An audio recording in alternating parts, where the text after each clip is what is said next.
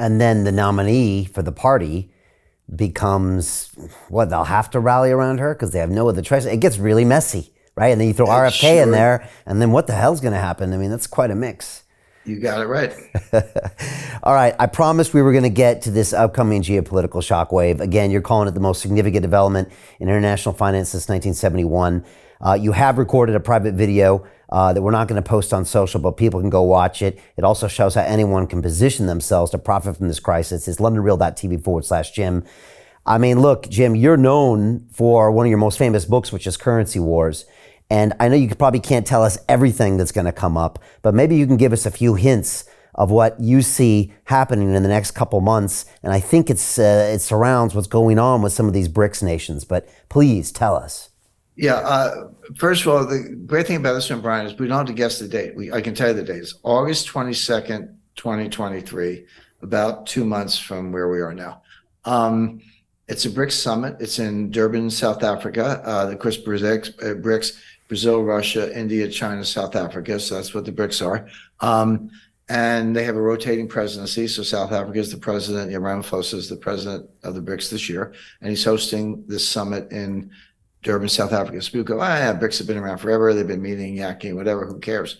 Well, here's what's different. Number one, this is a leaders summit, meaning Xi Jinping, Vladimir Putin, Lula da Silva, Prime Minister Modi, and President Ramaphosa are all going to be there in person.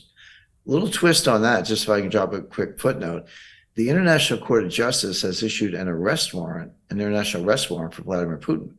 So, and South Africa is a member of the International Court of Justice. So will Putin be arrested when he steps off the plane in Durban, South Africa? I doubt it. I'm sure they're going to work that out in advance. But the president of South Africa has granted diplomatic immunity to all attendees of all BRICS conferences during their presidency of BRICS. I would have thought Putin had diplomatic immunity anyway, but this is a little drama in there. But I'm sure if they arrest Putin, there'll be consequences. So, but that's just a little sideshow going on, but an important one. But anyway, they'll be there. So leader summits are different. They have 190 BRICS meetings a year. I mean, this is a very mature organization at this point. They have a sports committee, they have a women's rights committee, they have a human rights committee, they have an immigration committee, they have banking, finance, and many, many others. So this is very active. They've built, I studied this closely and wrote an article about it, a long article. And that's what's summarized in your video. But they've been working on this since 2006. And they created the New Development Bank, the NDB. Well, it's an exact clone of the World Bank, except it's controlled by the BRICS. Then they created something called the Contingency Reserve Asset, which is an exact clone of the IMF. It's a swing lender, so you're running a balance of payments deficit. You got to run on the bank. Your currency's under attack. They can give you billions of dollars in loans until you can make some policy changes and then kind of prop it up. But that's why the IMF was invented, and that's what this is. So they've cloned the World Bank, they've cloned the IMF, they've got all these committees, they've been meeting for 17 years at this point, and now they're ready to unveil. Again, this will be the biggest shock in the international monetary system since 1971, when Richard Nixon suspended redemptions of dollars for gold among our trading partners.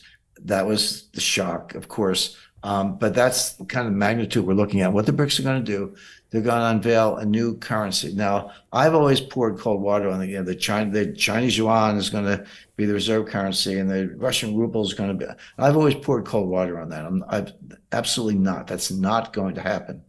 But a new currency, you're starting with a clean slate, and there's something else going on, which is just at the beginning of June 2nd and 3rd, there was another BRICS meeting. This was in Cape Town, again, South Africa, they're the host. These were the foreign ministers. So Sergei Lavrov was there and the other foreign ministers of the BRICS. And what they were doing was looking at the wait list. So BRICS, 5 countries, but they have a 17-country wait list, including 6 other countries that have applied for membership. They said, let us in.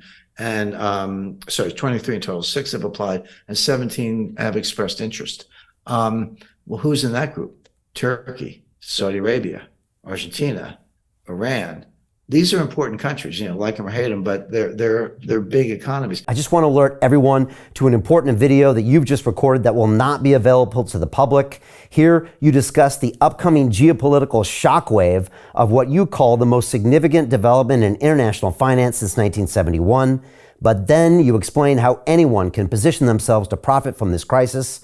Our viewers can access that video at londonreal.tv/Jim, and I highly recommend that everyone go watch that immediately after our conversation. Collectively, we're looking at more than 50% of global GDP, about 40% of global population, I think about 40% of the global land mass, because you got Russia and China in there, two of the 5 biggest countries in the world.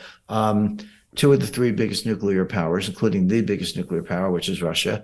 Throw Saudi Arabia in the mix, you got 2 of the 3 biggest energy producers, Saudi Arabia and Russia, et cetera.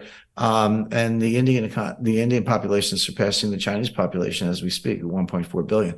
So this is not some, rinky-dink group of the third world countries or whatever. It's not, Colombia and Syria, whatever.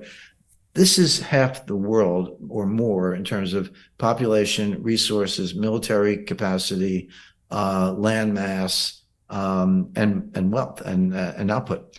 So, but if you expand the list to all the other countries I described, so now they're calling it BRICS Plus, but this could be by the end of August, they admit these other members, it could be 11 countries, and again, on its way to 20 or more. They're going to unveil a new currency. I don't know what it's called. I call it the BRICS as a working title, but maybe they'll take Bancor, which is what John Maynard Keynes did in 1944. Whatever they call it, it doesn't matter. It's a new currency. But this will start to look like the European monetary zone. This will start to look like the euro. So, Germany, France, and Italy, they're all different countries, and they have different bond marks, but they have the same currency. So when you expand the group, the odds that becomes a very successful, very liquid payment currency go way up, because no one's depending on China or Russia, and you're depending on this infrastructure, and it could be managed by this new development bank I talked about. And the other key thing, and this is the key to the whole thing, Brian, it's going to be linked to gold. Now, this is not a strict gold standard. I don't want to overstate it. I don't want to say if you had a brick, you can march into People's Bank of China and demand gold. I'm not saying that, but I'm saying the value linked to gold. The whole idea is to get out from under the dollar. And I go back 10, 12 years. I used to warn, I was being in skiffs in the Pentagon and private meetings with the Treasury, and I warned them all. I said, sanctions work. The dollar's powerful. I get it. You're using it against Iran, but you're overusing it. You're over-applying it, and you are going to, at some point, people are going to get out of the dollar system. It's like, how many times can you hit the punching bag before the punching bag walks away? Hey, it's Brian Rose, founder of the DeFi Academy. I've told you my 4-week crypto bootcamp is amazing, but don't take my word for it. This is what my students are saying. The DeFi Academy was an amazing experience for me. It took me totally out of my comfort zone. In this course, I was challenged, I was held accountable, and pushed to do things that honestly weren't always easy. It's been phenomenal, and I can't believe we're already up on our 4 weeks. It has flown by. Going through this DeFi accelerator by far was one of the best courses I've taken. You do this course, you really get into the nitty-gritty of the activities that will make you comfortable with decentralized finance. Thank you so much to Brian and everyone at London Real and the DeFi Academy for even putting together an amazing course like this. Anybody else that wants to do it, please sign up. It is well worth the money.